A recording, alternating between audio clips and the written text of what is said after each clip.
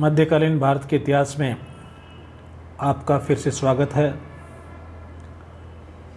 पिछले 4 टॉपिक्स में हमने अलाउद्दीन खिलजी के साम्राज्य विस्तार का अध्ययन किया है और आज हम इस टॉपिक के अंतर्गत अलाउद्दीन खिलजी के साम्राज्य विस्तार का अंतिम भाग का अध्ययन करेंगे और इस भाग को हमने दक्षिण भारत के विजयों का तीसरा भाग के अंतर्गत रखा है।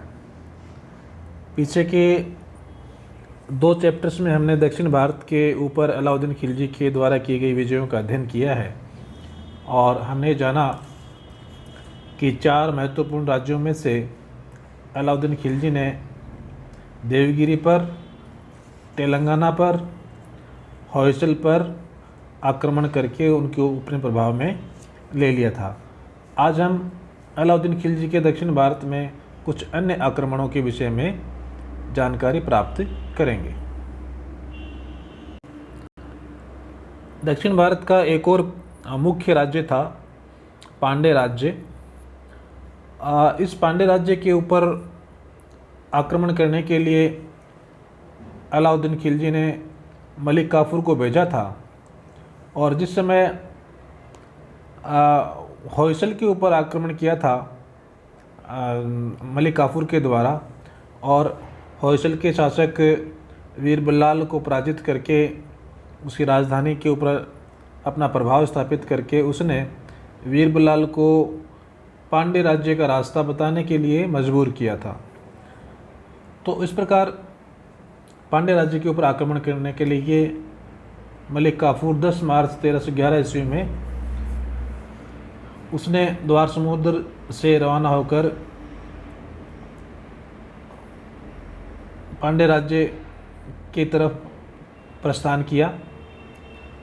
पांड्य राज्य दक्षिणी प्रायद्वीप के सबसे अंतिम छोर पर स्थित था और उस ज़माने में इस प्रदेश को माबर राज्य भी कहा जाता था। जिस समय मलिक काफूर ने उसके ऊपर आक्रमण किया उससे पहले पांड्य राज्य के ऊपर गद्दी के लिए सुंदर पांडे और वीर पांडे नामक 2 भाइयों में संघर्ष चल रहा था और इसमें संभवतः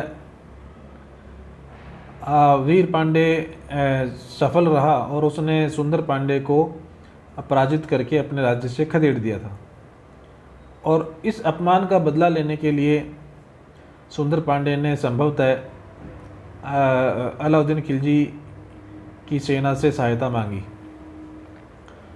और इस कारण मलिक काफूर का पांड्य राज्य पर आक्रमण करने का साहस और शक्ति और बढ़ गई।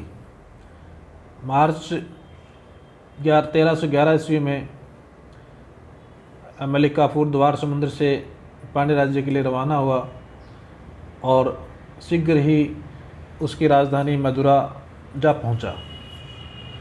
जब वीर पांडे को मलिक काफूर के आगमन की सूचना मिली तो वह पहले ही नगर छोड़कर दूर चला गया। काफूर ने बड़े आराम से मदुरै नगर को लूटा, अनेक मंदिरों को नष्ट किया और उसके बाद वीर पांडे को पकड़ने के लिए उसके पीछे चला गया, परंतु लाख कोशिश करने के बावजूद भी मलिक काफूर वीर पांडे को पकड़ नहीं पाया। परंतु इस न पकड़ पाने की जो उसकी झल्लाहट थी, उस झल्लाहट का नुकसान पांड्य राज्य के सैकड़ों लोगों को चुकाना पड़ा। मलिक काफूर ने बड़ी मात्रा में नरसंहार किया, अनेक लोगों को मार डाला गया, अनेक मंदिरों को नष्ट भ्रष्ट किया और जगह जगह पर लूटमार की और अथाह संपत्ति एकत्र की। माना जाता है कि वीर पांडे का पीछा करते करते मलिक काफूर दक्षिण में रामेश्वरम तक पहुंच गया था और वहां जाकर उसने एक मंदिर को नष्ट किया और उसकी जगह पर एक मस्जिद का निर्माण कराया। और जब उसे लगा कि वीर पांड्य को पकड़ना संभव नहीं है,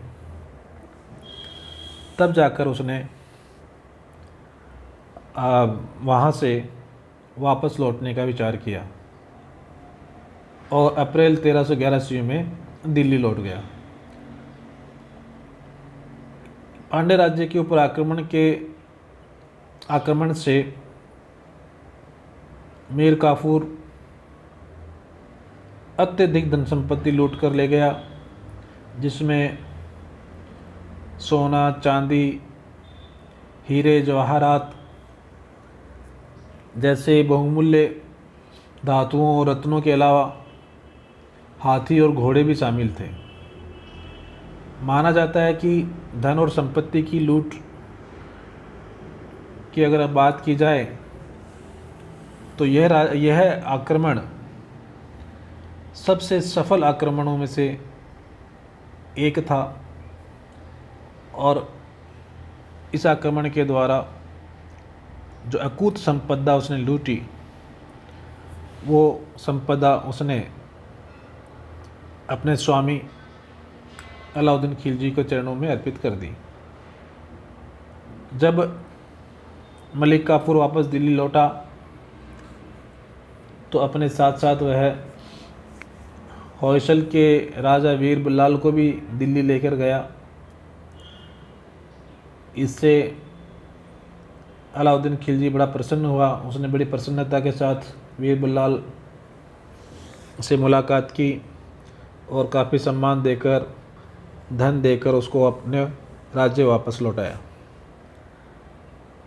तो इस प्रकार अलाउद्दीन खिलजी के द्वारा पांड्य राज्य पर आक्रमण करने के साथ ही उसके दक्षिण भारत के ऊपर आक्रमणों की एक श्रृंखला पूरी हुई और उसने दक्षिण भारत में स्थित देवगिरी, तेलंगाना, होयसल और पांड्य राज्य पर अपना प्रभाव स्थापित कर लिया और इन राज्यों से बड़ी मात्रा में धन और संपत्ति लूटकर दिल्ली लेकर गया।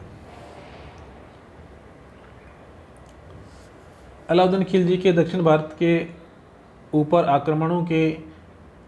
आक्रमणों की कड़ी में अंतिम जो कड़ी थी वह देवगिरी पर द्वितीय आक्रमण थी। हम पहले ही जान चुके हैं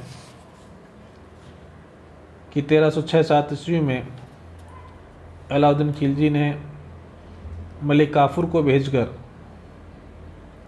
देवगिरी के ऊपर आक्रमण करके उसे अपने प्रभाव में ले लिया था, परंतु उसे प्रत्यक्ष रूप से अपने साम्राज्य में नहीं मिलाया था।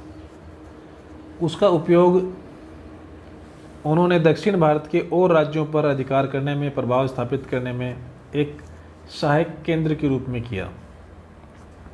और इसी कारण जब देवगिरी के शासक रामचंद्र देव ने संधि की याचना की तो उस याचना को स्वीकार कर लिया गया और न केवल उसका राज्य पूरा का पूरा उसको सौंप दिया गया, बल्कि नवसारी की जागीर भी उसे प्रदान की गई थी और राय रायन की उपाधि भी देकर उसको सम्मानित किया था। इस प्रकार के सहानुभूतिपूर्ण कदमों के द्वारा अलाउद्दीन खिलजी ने राजा रामचंद्र देव के साथ मित्रवत व्यवहार किया, जिससे वो आगे के अभियानों में खिलजी की सेना की सहायता करे। और हमने पीछे के चैप्टर्स में देखा कि किस प्रकार चाहे वह होयसल राज्य के ऊपर आक्रमण करने की बात हो, चाहे तेलंगाना पर आक्रमण करने की बात हो, चाहे पांड्य राज्य के ऊपर आक्रमण करने की बात हो, इन सभी राज्यों के आक्रमणों के इन सभी राज्यों के ऊपर जब भी आक्रमण किया गया उसमें देवगिरी ने अलाउद्दीन खिलजी के लिए बहुत ही सहायक भूमिका निभाई। उसने न केवल खिलजी की सेना को साजो सामान उपलब्ध कराया, बल्कि रसद भी उपलब्ध कराई, साथ ही उसे आराम करने का अवसर भी उन्होंने वहाँ पर दिया। तो एक महत्वपूर्ण बाहरी केंद्र के रूप में देवगिरी ने अलाउद्दीन खिलजी का साथ दिया। परंतु जब 1312 ईस्वी में देवगिरी का शासक रामचंद्र देव मर गया, उसके बाद उसका पुत्र शंकर देव, जिसे सिंघन देव भी कहा जाता है, वह देवगिरी का शासक बना। शंकर देव के मन में अलाउद्दीन खिलजी के प्रति स्वाभाविक कटुता भरी हुई थी, क्योंकि उसकी जो मंगेतर थी देवल रानी, जिसके साथ उसकी सगाई हुई थी, उसकी शादी निश्चित हुई थी, उसको छीनकर अलाउद्दीन खिलजी के पास भेज दिया गया था और इस कारण वह खिलजियों से स्वाभाविक रूप से विद्वेष रखता था। और जब वह शासक बना तो उसका यह विद्वेष मूर्त रूप में सामने आया।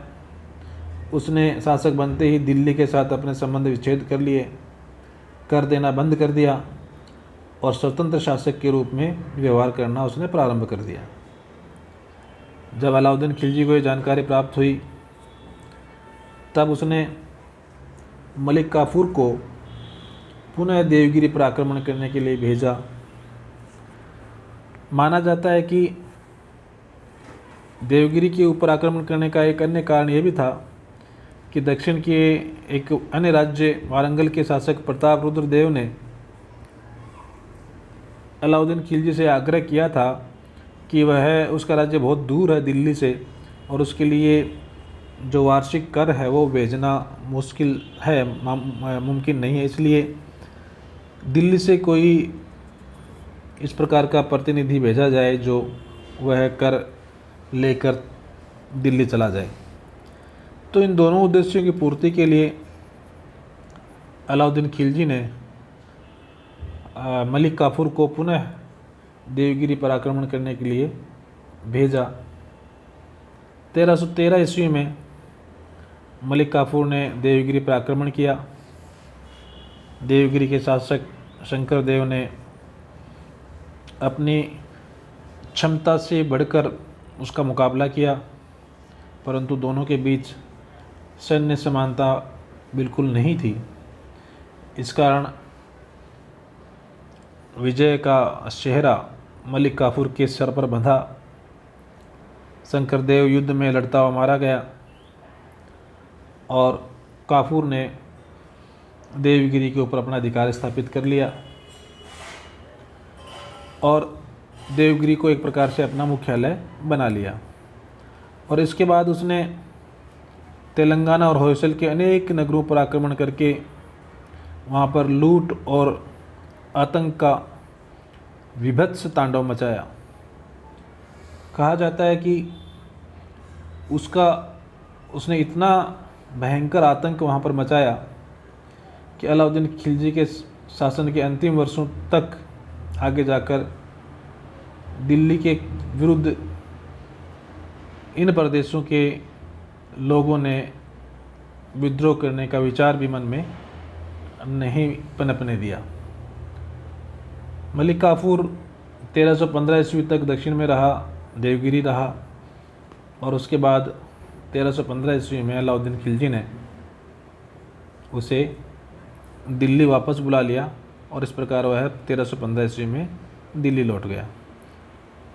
तो अलाउद्दीन खिलजी का देवगिरी के ऊपर द्वितीय अभियान उसके दक्षिण भारत के अभियानों की कड़ी में अंतिम अभियान था और इसके साथ ही उसके सैन्य अभियानों का सिलसिला भी समाप्त हो गया। अलाउद्दीन खिलजी ने उत्तर भारत के राज्यों के ऊपर भी आक्रमण किए, दक्षिण भारत के राज्यों के ऊपर भी आक्रमण किए और दोनों के प्रति उसने अलग अलग नीति अपनाई। उत्तर भारत के राज्यों को पराजित करके उसने प्रत्यक्ष रूप से उनको अपने साम्राज्य में मिला लिया, दिल्ली सल्तनत में मिला लिया, परंतु दक्षिण भारत के राज्यों के ऊपर आक्रमण करके उसने एक अलग नीति का अवलंबन किया। उसने अपना वहाँ प्रभाव स्थापित कर लिया और वार्षिक कर देते रहने की शर्त पर उन राजाओं को उनका राज्य वापस लौटा दिया गया। तो दक्षिण के 4 महत्वपूर्ण राज्यों में से केवल पांड्य राज्य ने ही उसकी अधीनता स्वीकार नहीं की, बाकी सभी राज्यों ने उसकी अधीनता स्वीकार कर ली। दक्षिण भारत के ऊपर आक्रमणों के परिणाम स्वरूप अकूत धन संपदा लूट कर दिल्ली ले जाई गई और कहा जाता है कि इस संपदा ने अलाउद्दीन खिलजी के खजाने को भर दिया और इसका उपयोग उसने मंगोलों के विरुद्ध एक स्थायी और विशाल सेना रखने में किया। तो इस प्रकार अलाउद्दीन खिलजी का साम्राज्य विस्तार दक्षिण भारत के ऊपर उसके प्रभाव स्थापित करने के साथ संपन्न हुआ। आशा है कि इस समस्त चैप्टर्स आपको अलाउद्दीन खिलजी के विषय में उसके साम्राज्य विस्तार को समझने में सहायक सिद्ध हुए होंगे। धन्यवाद।